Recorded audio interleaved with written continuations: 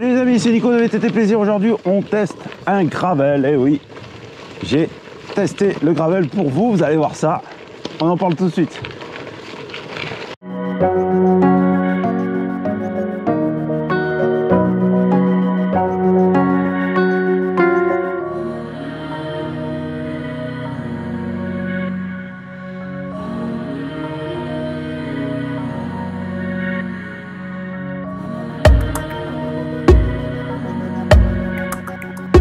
Ça, tu veux le faire, tu le fais pas, ça. Tu te dis, voilà, je me prépare un parcours tranquille dans ma tête, typé gravel. C'était un bitume vachement accidenté que j'osais plus prendre en route parce qu'il était un peu défoncé. J'arrive avec un gravel et ils ont refait la route. Allez, coquins! Et bienvenue les amis sur cette modeste chaîne VTT Plaisir. Aujourd'hui, vous l'avez deviné, si vous avez vu la vignette, on va parler gravel. Et non, quitte à décevoir les gens qui me suivent sur Instagram, je n'ai pas acheté de gravel. On m'a prêté, c'est Arnaud, un bon pote à moi. Je vous mets en lien sa chaîne YouTube, comme ça vous pourrez voir un peu ce qu'il fait avec ce gravel qui me l'a prêté. Donc aujourd'hui, je teste un gravel, voilà. Ça me fait plaisir, ça fait longtemps que ça me titillait cette nouvelle discipline, ça fait longtemps que ça existe, mais je pense que nos amis professionnels et commerciaux du cyclisme ont peut-être vu en cette discipline une petite pépite à faire sortir, et ces derniers temps ils se font plaisir. À grand coup de com, ils essayent de nous vendre du gravel, ce qu'on appelait le CX avant, ou voire du cyclocross. Et je vais être honnête avec vous, moi aussi je suis un bon client, ce n'est pas pour me déplaire. Allez, on en parle tout de suite dans cette vidéo. Allez, on se retrouve sur gravel. Allez, dans cette vidéo je vais vous donner les sensations que j'ai sur ce Scott. C'est un Speedster CX, le 20 disque. Sincèrement, depuis tout à l'heure, ça fait quoi, 2-3 km que je roule avec. Confort, voilà, je pense que c'est le premier adjectif qui me vient, on s'en fout si c'est pas un adjectif, qui me vient en tête. Vraiment confort, parce que c'est un parcours que je fais des fois en route et que j'ai arrêté de faire en route parce que j'avais trop peur ou de crever ou de flinguer mes roues. Malgré qu'il y a une partie de route qui a été refaite là, je viens de découvrir ça. Mais ouais, c'est vraiment confort, ces pneus larges là, c'est vraiment sympa. À savoir que ce Speedster a été un peu upgradé. Il a reçu des roues Mavic tubeless. Et alors attendez, je vais prendre un peu d'élan. Et il y a un truc aussi qui n'est pas pour me déplaire, je vais vous faire écouter. Voilà. La roue libre typiquement Mavic, ça m'avait manqué. Upgrade aussi sur le cintre. Alors je pense, parce que je ne suis pas un spécialiste du gravel, mais je pense que c'est quand même une pièce qui est très importante en gravel, c'est le cintre. Et là c'est Arnaud qui a fait le upgrade, il a pris un cintre un peu plat dessous, vous voyez mes mains, très court, quoi, le U est très court, je ne sais même pas si on peut encore appeler ça un U, ouvert. Alors ça c'est spécial, il a fallu que je m'y fasse un petit peu, mais pour finir c'est sympa. Et les cocottes sur le haut, bien à l'horizontale, voire légèrement plongeantes. Ça aussi j'aime bien, je crois que je vais lui piquer l'idée pour mon route parce que je suis bien dessus. Il a doublé la guidoline, très intelligent de sa part. Ça absorbera un max de choc. Vous voyez là, le goudron est un peu abîmé. Ouais, ça passe crème quoi. Ça passe vraiment crème. Donc là pour l'instant, comportement du vélo, malgré que c'est un vélo qui est un peu dans le bon point parce que c'est un cadre alu. Les freins à disque sont en câble. Bon, on n'est pas sur le méga haut de gamme de Scott, mais pour l'instant bluffé, j'aime bien. Savoir qu'il y a beaucoup de CX en monoplateau, celui-là il est en double. Ouais, je pense que ça va être bien parce que hier j'ai fait une grosse sortie route. Donc j'ai besoin de flexibilité sur les, sur les rapports parce que il est un peu fatigué le Nico. Alors, le bruit de la roue libre, plus la précision et la puissance des freins à disque, c'est vraiment un régal. Hein. Une vieille montée bitume, on va dire gravillon, je suis habitué souvent à monter en VTT. Je montais souvent à XC Et maintenant avec le Genius pour aller chercher quelques spéciales qui se trouvent en haut. Et franchement, une rentabilité avec ce vélo impressionnante. Il y a pratiquement le rendement d'un route. Après, bon, le terrain est pas très accidenté, il faut être honnête aussi. Mais bientôt, là, on va arriver sur la piste. On va pouvoir voir ce qu'il en est. Juste une petite remarque, Arnaud.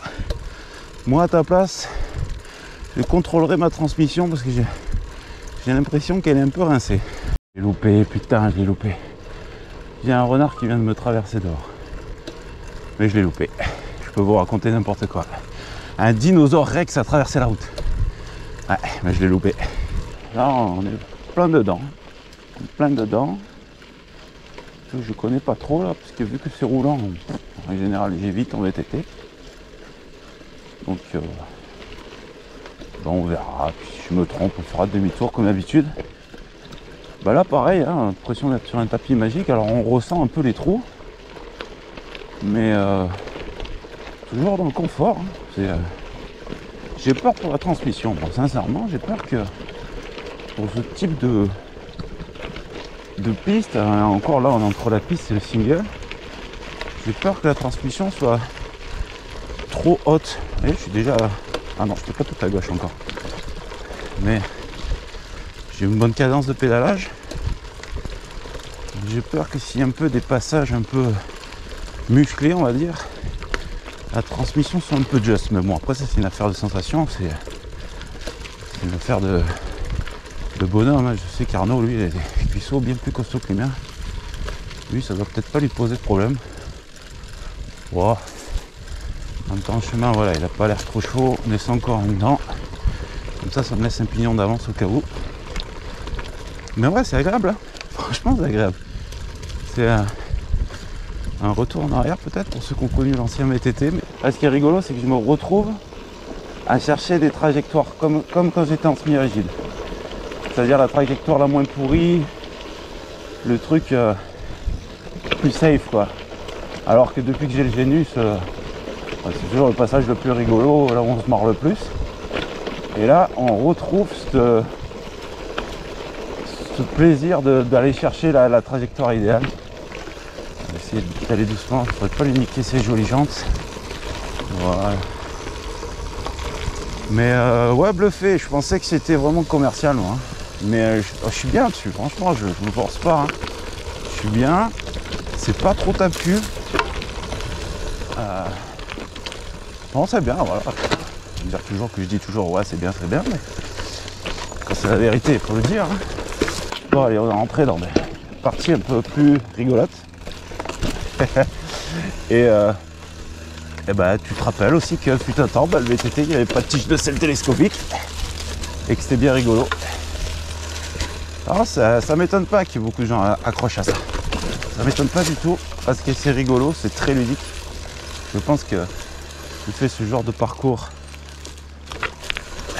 Ah, c'est mieux, c'est plus safe. Tu fais ce genre de parcours, après tu reviens sur ton coup suspendu full technologie, je pense que bon, tu as pris du level, je pense. Hein. Ça c'est très personnel comme avis encore une fois. Ouais. Doucement, pas lui casser le vélo, pas casser le vélo, pas bien. Voilà, quand c'est de la terre comme ça, bien damée, c'est full plaisir. Quoi.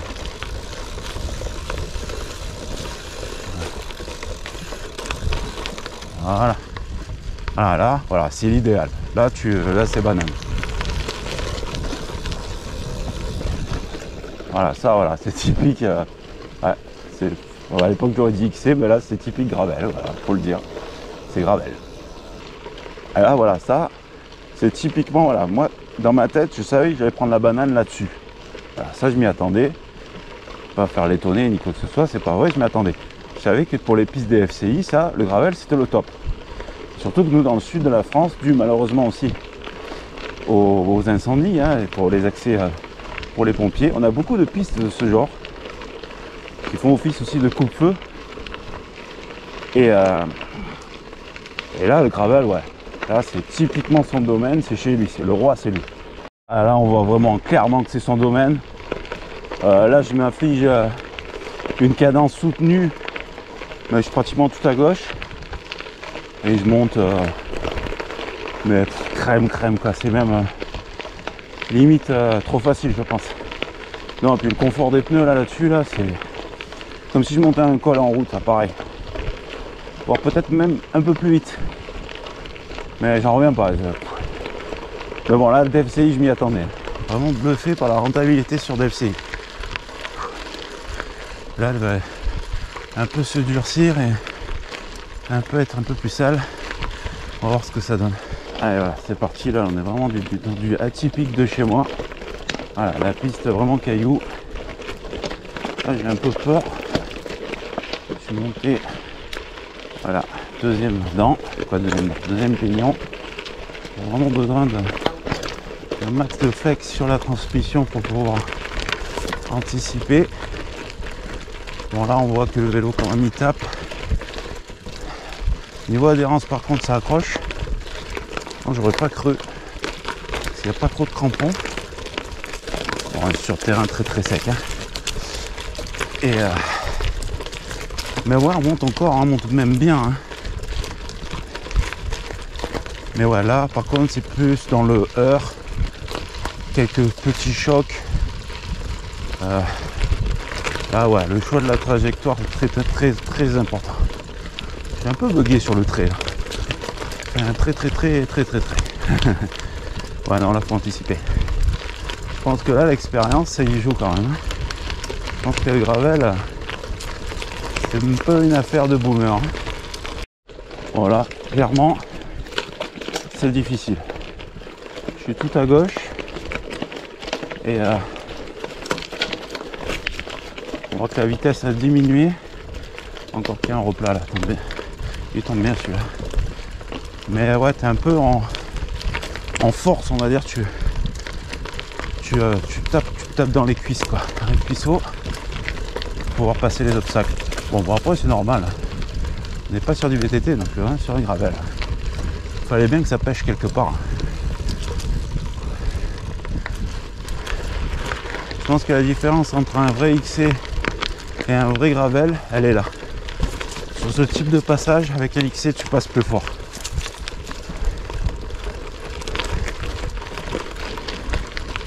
Mais par contre, où c'était plus roulant sur la piste plus bas, là, une XC à pilote égal, laisse tomber, tu les déposes. Tu les déposes rien que la transmission. Tu déroules presque comme en route. Voilà, je suis arrivé où je voulais arriver. J'ai fait une grosse montée. Franchement, je me rappelle pas avoir monté ça aussi vite, ou alors il faut remonter il y a très longtemps en arrière. Par contre, la descente, bon ben ça je sais que ça va pas être sympa. Hein. Je vais pas mal porter le vélo, je pense. Parce que ça c'est ce qu'on appelle pégomas. J'ai dû vous le filmer plusieurs fois sur des vidéos. C'est une montée très difficile, mais accidentée. Donc je pense pas qu'en gravel ça passe en montée déjà. J'aurais peut-être essayé un jour, mais avec avec mon gravel, parce que j'ai pas envie de niquer le gravel des copains. Et voilà, je crois qu'il faut redescendre à pied. Je vous l'ai pas dit en plus, j'ai fait le choix de mettre les pédales de route. Et je crois que c'est pas le bon choix, clairement. Alors niveau rentabilité, oui. Mais niveau technique, tu marches aussi. Il faut être prêt à porter ou pousser un peu le vélo. C'est pas le bon choix. Un beau petit vélo quand même. Hein, m'amuse bien, je prends beaucoup de plaisir avec ça. Pour ceux qui se posent la question, pour les locaux, c'est le départ de la Geronimo, je crois. Il me semble que c'est le départ de la Geronimo. Et ils ont fait une jonction qui arrive par en haut. Ils n'arrêtent pas de bosser, je connaissais pas ça. Fais voir un peu. Ouais, une jonction qui arrive par là. Bon, attends, il y aura des météos un peu plus clémentes et qu'ils auront complètement réouvert les massifs. On viendra un peu se perdre sur les spéciales ici. J'ai un petit truc à préparer et j'ai besoin de spéciales un peu couillues, un peu des vrais spéciales, quoi. C'est vrai que le côté col de la Bique chez nous, les spé sont un poil plus musclés. Mais vous en parlerez plus dans des prochaines vidéos de tout ça. Allez. Allez, juste d'attaquer la descente, ça fait déjà 2 secteurs que je passe à pince. Pas de moi. Mais bon, j'ai vraiment pas envie de l'abîmer. Et sincèrement, il y a des passages, c'est chaud bouillant. J'ai pas reclipsé à gauche. Voilà, ça y est, c'est fait. Et ça doit pas rentrer sur la caméra, mais avec le gravel qui est voilà, full rigide, en plus c'est fuyant. Même pas employer les mots grippe, tout ça, parce que là, c'est pas du tout le sujet. Mais c'est très difficile de passer propre là-dedans. Ça passe là, ça va quand même, parce que il y a les aiguilles de pin en plus qui nous aident à faire un petit matelas confort. Ah, ça pourrait même être rigolo là. Mais tout à l'heure avec les cailloux là, ça l'était pas du tout. Et sur la réserve, il a peur. Mais peur n'est pas le danger. Entends-tu là?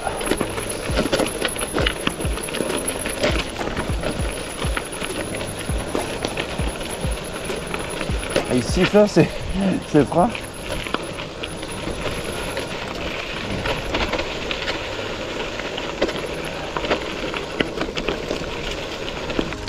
Allez, je voulais aussi vous conseiller la chaîne d'Emeric, parce qu'Emeric roule en gravel. Je me suis dit tiens, plutôt que vous conseiller des chaînes que je connais pas, je préfère vous envoyer chez Emeric. Je sais qu'il pratique un peu le gravel, il aime bien ça. Lui, il a bidouillé son vélo de manière à pouvoir faire du gravel quand ça le prend et faire de la route quand il a envie. Un autre concept aussi qui est pas mal, qui vous fait économiser un vélo. Donc ouais, allez voir la chaîne d'Emeric Bimep. Ah, dès que tu repasses sur ce type de revêtement là, sur ce type de chemin, c'est ouais, c'est du plaisir en barre, c'est vraiment sympa. Vraiment sympa. Ça gigote, ça tape un peu, vous devez le voir à la caméra que ça bouge un peu, mais c'est parti, c'est vendu avec quoi. Vraiment cool. Allez, ce qui devait arriver arriva. Bon, j'ai pas niqué la jante, mais j'ai crevé. Donc là, c'est retour vraiment tout doux, parce que je pensais pouvoir mettre une mèche, mais apparemment je l'ai percé de part en part sur le côté, je sais moi. Bon bref, je me suis arrangé, donc j'ai eu du préventif plein les gants, donc c'est pour ça que j'ai plus les gants. Et j'ai mis une chambre, j'avais prévu le coup heureusement. Et là j'essaie de rentrer sans trop de bobos jusqu'à la maison. Là, je finis cette piste et je vais récupérer un petit col qui est derrière chez moi, et après je vais rentrer par la route. Ah, ça m'ennuie un peu, là. Il va falloir que je lui commande un pneu à Arnaud. Mais c'est la seule fausse note de cette sortie. Parce que sincèrement, le bilan, je vais vous le faire, il est plutôt positif. Hein.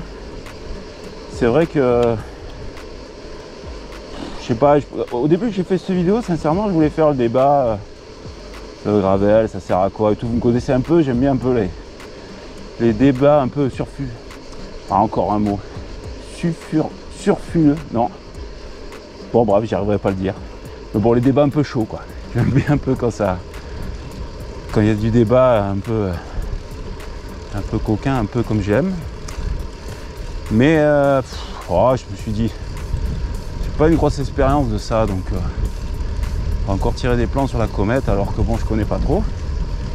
Donc j'ai préféré cibler cette vidéo sur mon ressenti. Voilà, parce que ça appartient qu'à moi. Et c'est honnête et franc. Et le bilan, il est très bon. Alors en montée, si on est sur du single vraiment propre, terre battue, tout ça, c'est vraiment un régal. Pareil pour les pistes DFCI. Maintenant, quand on rentre vraiment dans du technique, du cabossé, je pense que ça peut être joueur, ça peut même être marrant. Mais à ce moment-là, il faut vraiment adapter son gravel Et je pense monter du pneu avec une section bien large, bien cramponnée, de manière à écarter le danger pour les jantes, je pense. Parce que ça peut très vite se transformer en balade galère. Mais ouais, lors de la sortie route de hier, on a croisé un mec en gravel là, qui avait l'air d'être très bon. Je suis allé voir un peu son Strava là. Le mec, attention, lui par contre c'est pas un rigolo. Et c'est vrai que ça m'avait choqué. Il y a deux trucs qui m'ont marqué sur ce gars là, hormis le fait qu'il était taillé pour la guerre. Le mec était sec, vraiment affûté. Mais ce qui m'a choqué, c'est déjà un monoplateau. Et il était sur la route, hein. Donc monoplateau, attention, je pense qu'en gravel encore plus, il faut avoir les cannes pour le tirer. Et ce qui m'a choqué le plus, c'est la section de pneus. Il avait vraiment des gros pneus. Sur un gravel, tout est relatif, mais c'est vraiment des pneus limite XC qu'il avait. Et je me suis dit, putain, ce mec en monoplateau, il doit vraiment avoir une force de cheval parce qu'il faut tirer tout ce beau monde. Mais là, je comprends mieux parce que sur le terrain, si vraiment on veut s'amuser à attaquer dans du technique ou quoi, il faut vraiment du pneumatique adapté. Après, bon, en descente, pareil, hein. Si c'est propre damé, ça peut être rigolo. Et ça l'est beaucoup moins en technique, hein. Quand on rentre dans du technique, du caillou roulant, tout ça, ça devient très compliqué. Pourtant, là, vous voyez, j'ai pris des précautions, j'ai pas mal porté le vélo, mais putain, chier, j'ai quand même crevé, quoi. Ça, c'est... je pense que c'est la bête noire, je pense. Il faut vraiment faire gaffe à ces pneumatiques, au matos bien adapté à sa pratique. Parce que je conçois le mec qui va faire du chemin en gravel. Et par contre, moi, si j'en aurais un, j'aurais plus mec qui va faire de l'accidenté, qui monte à balle des montées que je peux pas monter à balle avec le Genius, parce que le Genius, bon ben ça pèse 15 kg, et puis en règle générale quand je monte à le Genius, j'ai tout l'équipement qui va avec. Donc ouais, si moi j'aurais un gravel, je mettrais des pneus vraiment typés pour la colline. Mais bon, après, le revers de la médaille, c'est que vous avez un gravel exclusivement en colline, quoi, ou forêt. Vous avez plus cette option d'aller sur la route, à moins d'être un gros moteur. J'espère que cette vidéo vous a plu. N'oubliez pas de vous abonner, de lâcher un pouce bleu. À la prochaine.